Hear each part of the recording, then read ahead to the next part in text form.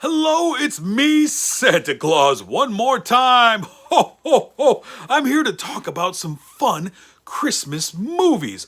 All week long, I've been talking about Christmas movies, and I'm going to keep doing it right up until Christmas.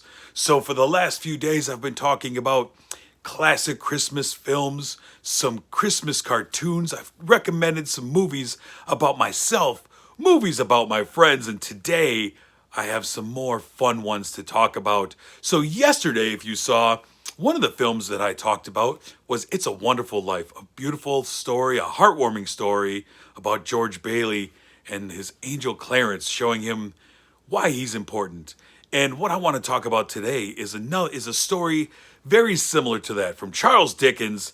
It's called A Christmas Carol. It's an age-old story about Ebenezer Scrooge, that crotchety old miser who always placed money before everyone, relationships, anything. That money was the most important thing to him. And he was just a greedy old grouch. And he was visited by three ghosts one night, and they showed him the true meaning of Christmas, and they showed him that it's not too late for him to change, and that he could have a great effect on people's lives. And they changed that mean old Scrooge's heart into a wonderful, giving, loving man just in time for Christmas. I think it's a great story for all to see, and thankfully, there have been so many versions of this story told because it is so great. So I want to tell you about some that I really enjoy. There seems to be an endless number of them, and in films, we had them going back to the 1930s. There was versions of that, and there have been some great men who have played Ebenezer Scrooge. In 1951, we had Alistair Sim in A Christmas Carol. He was a great Ebenezer Scrooge.